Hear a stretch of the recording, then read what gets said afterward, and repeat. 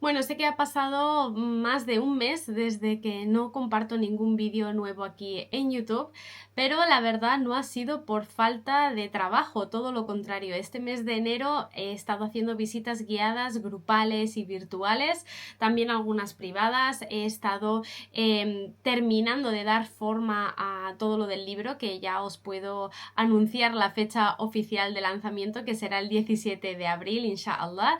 Y bueno, he estado diseñando la página web del proyecto de Paseo Andalusí, dando forma al contenido del otro proyecto de Halal Experience enfocado en turismo halal, etcétera, etcétera, ¿no? Aparte de que he estado también muy viajera con algunas charlas, ¿no? Y por supuesto preparando y organizando todo de cara a Ramadán, que está a la vuelta de la esquina.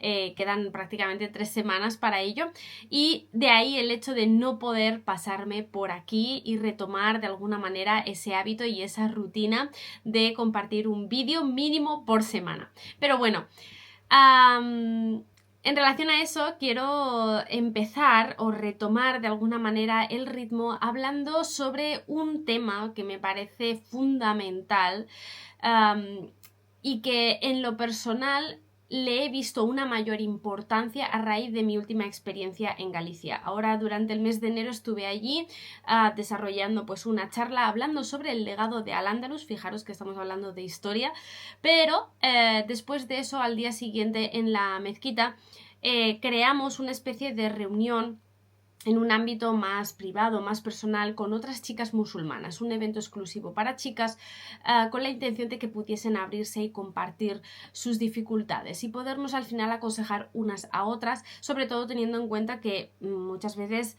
no estamos en un entorno que nos favorezca o que nos impulse de forma positiva, sino al contrario.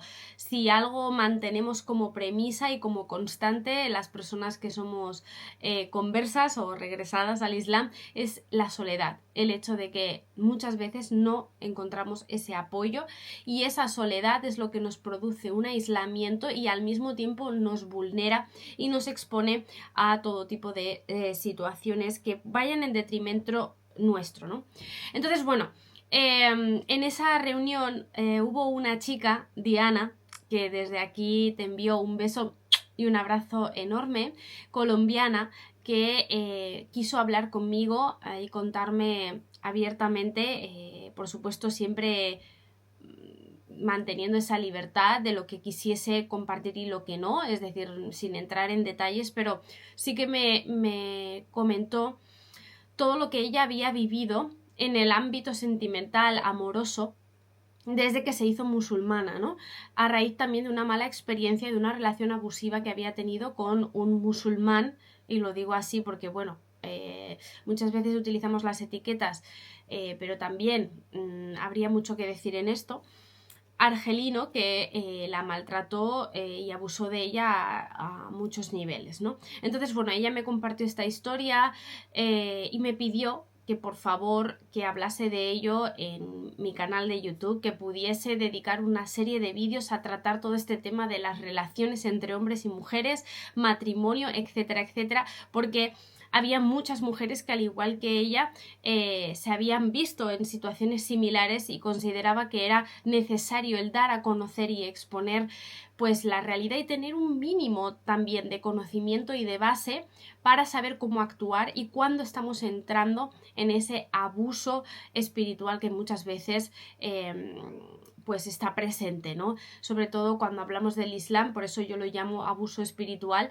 Hay esa instrumentalización del mensaje para fines propios y personales, ¿no? Hay hombres que se agarran mucho a la idea de la poligamia o yo qué sé, cualquier otro mensaje que tergiversan a su favor y a su conveniencia, ¿no? Y ahí es cuando se da ese abuso en el que no se tienen en cuenta los derechos de la mujer musulmana, ni por supuesto se garantiza en ese sentido pues una buena relación, un buen matrimonio, ¿no? Unos roles sanos entre hombre y mujer. Así que bueno, la dije que sí, y es más, cuando ella me comentó esto, yo tenía en mente ya dentro de mi calendario de contenidos el poder hacer una serie de varios vídeos tratando todo esto. Un vídeo dedicado a hablar del matrimonio, de las condiciones del matrimonio, otro vídeo dedicado a hablar de los roles del hombre y de la mujer, de los derechos y obligaciones que hay en esa dinámica, ¿no? También quería hacer un vídeo hablando sobre la diferencia entre el matrimonio religioso y el matrimonio civil, etc. O sea que otro también hablando sobre la sexualidad, que muchas veces se considera como tema tabú y creo que se puede tratar desde el respeto, desde, digamos, la cautela, es decir, sin hablar de una forma explícita, pero sí facilitar esa información. Es decir, al final la sexualidad no debería ser considerado un tema prohibido, ni muchísimo menos.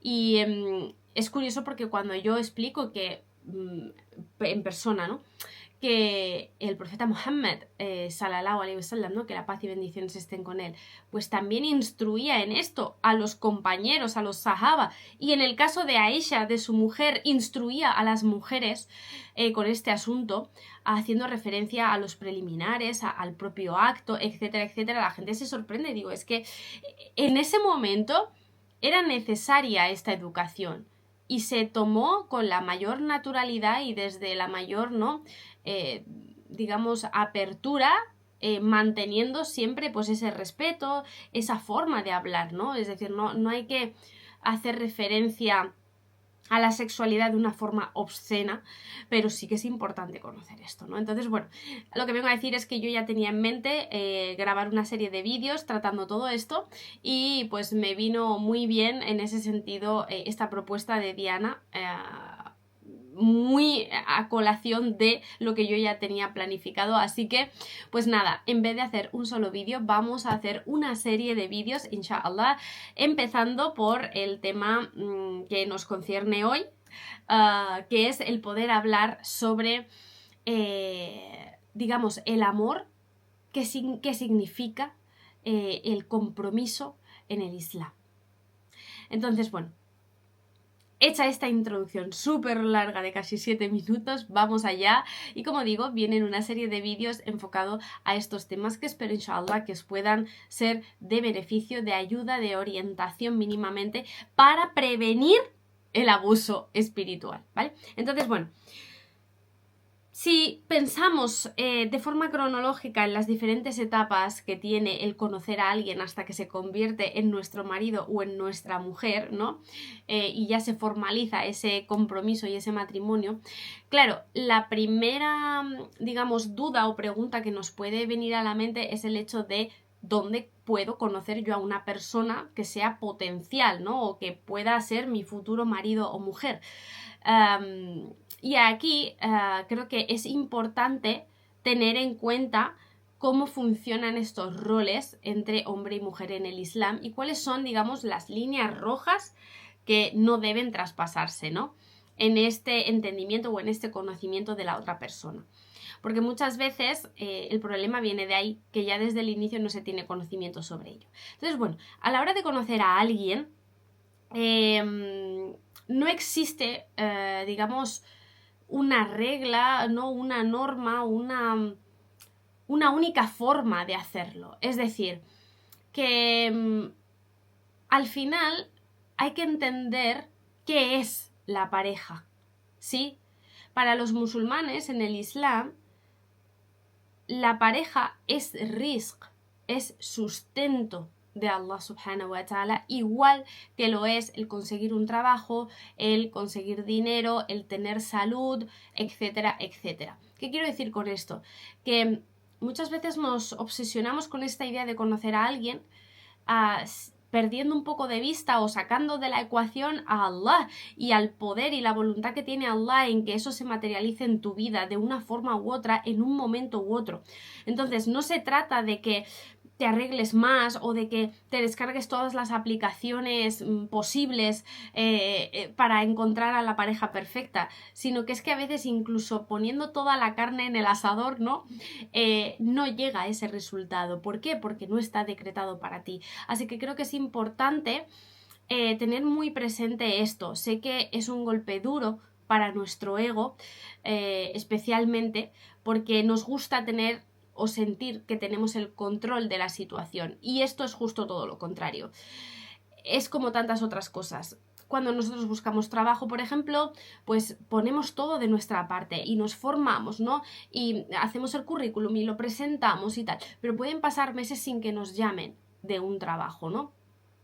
Eso no significa que no debamos de seguir intentándolo, pero siempre teniendo presente que bajo ese paradigma del Islam, pues el trabajo, igual que la pareja, igual que la salud, etcétera, es algo que forma parte de tu sustento, de aquello que Allah te da y que está decretado para ti. Así que, pues también en eso, a veces no es el momento de tu vida indicado para que la persona aparezca. Y como digo, aceptar esto es quizá lo más difícil, lo más doloroso, pero también lo más liberador. Y lo digo por propia experiencia.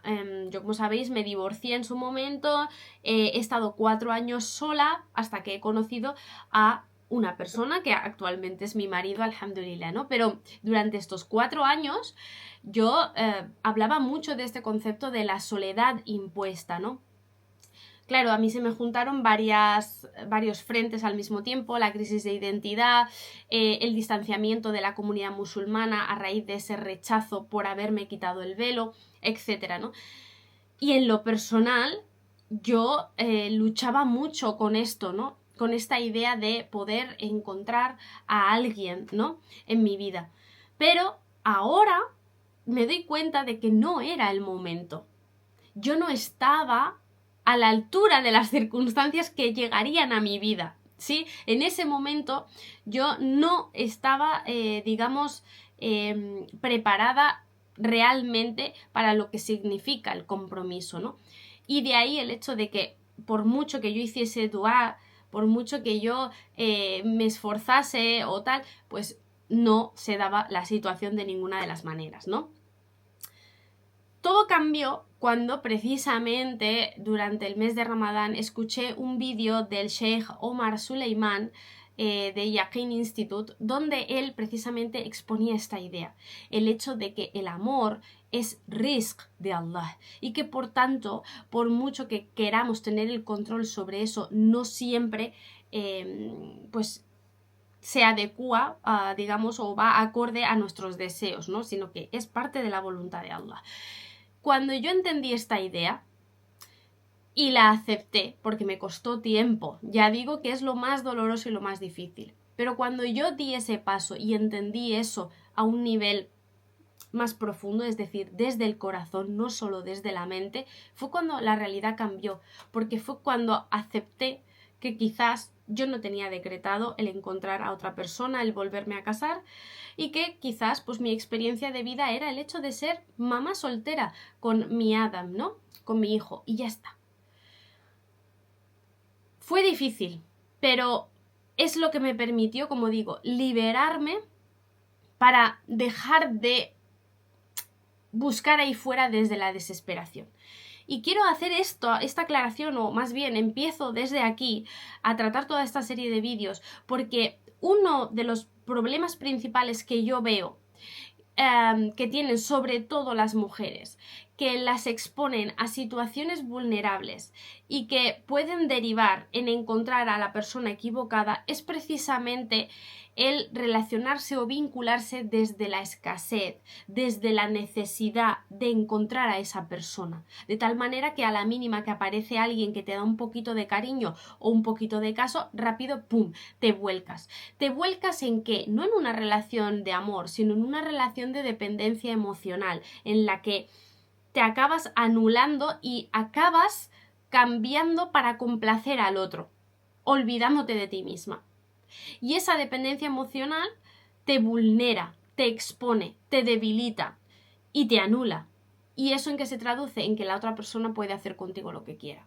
Y ahí es donde muchas veces se da el abuso, porque ahí es cuando tú, como partes de esa necesidad de ser querida y de ser amada y de ser vista y de ser reconocida, digamos que vas pasando por alto tus propios límites y permites que la otra persona poco a poco, ¿no? Porque esto no es de la noche a la mañana, vaya abusando más de ti. Primero diciéndote unos comentarios, luego otros, faltándote al respeto, etcétera, y tú vas perdonando y vas pasando y vas pasando. ¿Por qué? Porque tienes esa dependencia emocional, porque partes desde la necesidad, desde la carencia. Y eso es lo que te impide plantarte y decir, hasta aquí, yo esto no lo voy a tolerar, yo no quiero esto en una relación, ahí te quedas. Así que por eso es importante, cuando uno va a buscar a alguien, hacerlo sin caer en ese error de la dependencia. Es decir, es importante conocer a alguien entendiendo que si aparece en nuestra vida, alhamdulillah, y si no aparece en nuestra vida, alhamdulillah también, porque eso indica que igual el momento no es aún, no estamos preparados para eso, ¿sí? Quizá no está decretado en nuestro planning de vida en ese momento, en esa etapa, ¿sí?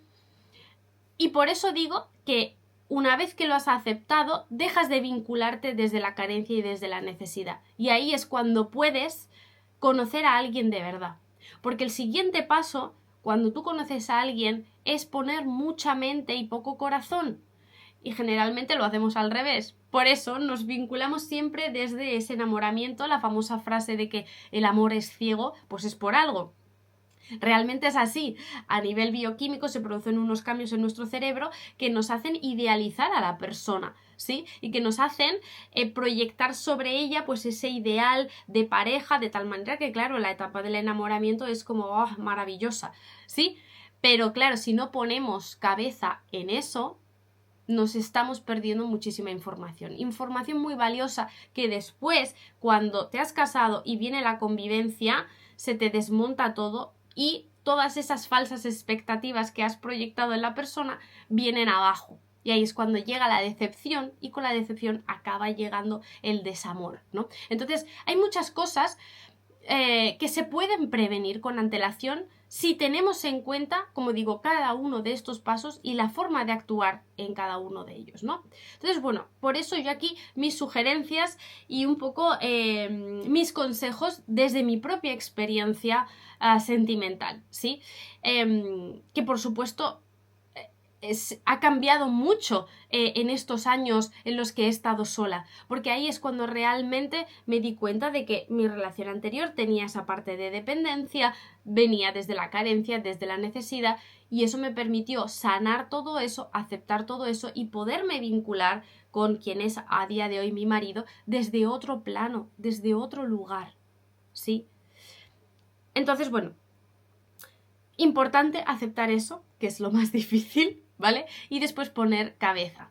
Esto además no es algo que diga el Islam, y ahora ahondaremos un poquito más en ello, sino que es algo que también he escuchado a psiquiatras actuales tan conocidas como Mariam Rojas, ¿no? Que seguro que la conocéis, es la autora del libro de La persona vitamina, cómo hacer que me pasen cosas buenas, y así tiene varios libros publicados con Planeta.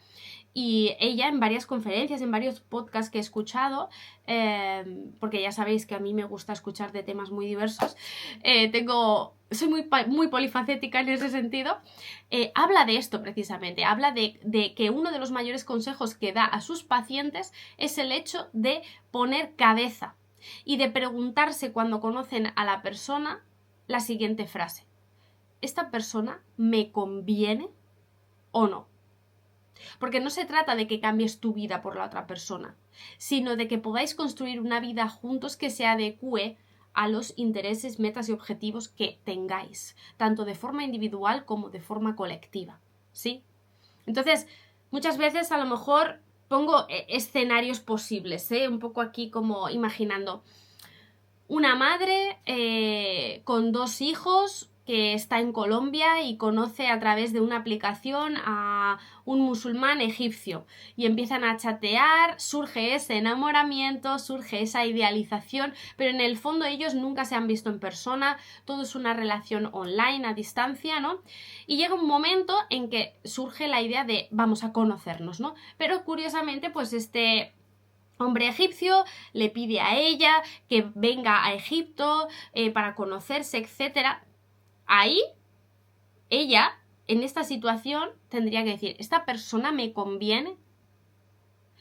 Porque claro, estoy yo sola con mis hijos, así que yo cuando conozca a alguien no solo tengo que mirar por mí, sino que también tengo que mirar por el porvenir de mis hijos. ¿Conviene el que yo deje todo por amor, aunque suene muy romántico y típica telenovela turca? Pero en la vida real, ¿conviene que yo deje todo por amor y cambie toda la rutina y toda la vida mía y de mis hijos para ir a vivir a Egipto, que es un país que no conozco, un idioma que no conozco, etcétera, etcétera, con una persona con la que solo he tenido contacto online? ¿Sí o no? O sea que la pregunta de ¿me conviene? Es el poder pasar el filtro con respecto a la vida que tú tienes. Porque muchas veces, lo que digo, cuando el amor nos ciega, somos capaces de cambiar todo, cambiar nuestra rutina de sueño, de alimentación, mudarnos de ciudad, cambiar la forma en la que vestimos, absolutamente todo por la otra persona. Y ahí es donde está esa dependencia emocional, ¿sí? Yo, por ejemplo, y además es algo que he compartido por aquí en algún vídeo en el canal, tengo 200 vídeos, así que no sé en cuál, pero cuando yo conocí a mi ex marido, yo en ese momento tenía un proyecto cultural, ¿sí? Entonces, estaba el viaje a Marruecos, pero luego yo tenía planeado el hacer un viaje a Turquía, un viaje que cancelé para volver a Marruecos, ¿sí? Y poder instalarme allí. Si en ese momento yo, en lugar de relacionarme desde la escasez y desde la necesidad, yo me hago la pregunta de ¿me conviene?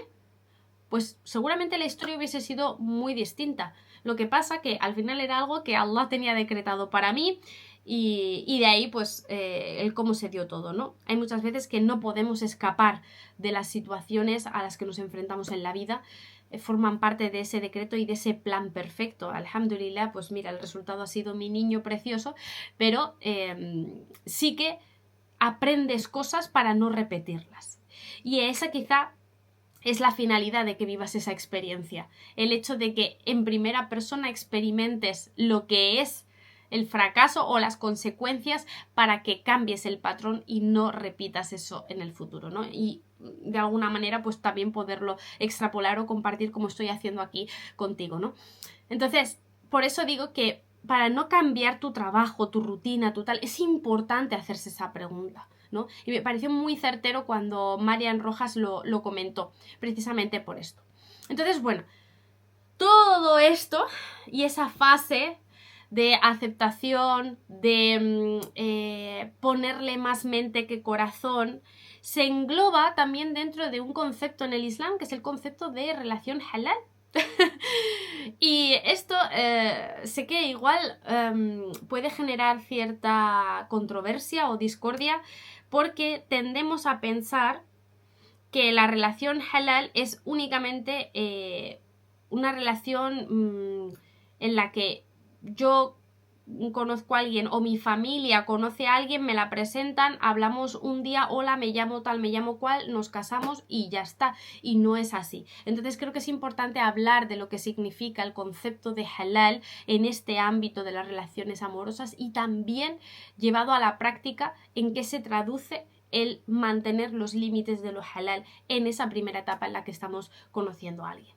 Pero todo eso, para no extenderme más en este vídeo, lo dejaré inshallah para el próximo, ya que como os digo, va a ser una serie de varios vídeos tratando todas estas cuestiones. Así que bueno, por lo pronto, con este vídeo introductorio de esta serie, lo que quiero transmitiros y que os quede en la mente para que podáis reflexionar sobre ello es esta idea de vincularos siempre desde la satisfacción, desde la aceptación, no desde la necesidad y desde la carencia, porque eso cambia radicalmente el cómo percibes a la otra persona y cómo te vinculas con la otra persona. Así que bueno, nos vemos inshallah en otro vídeo.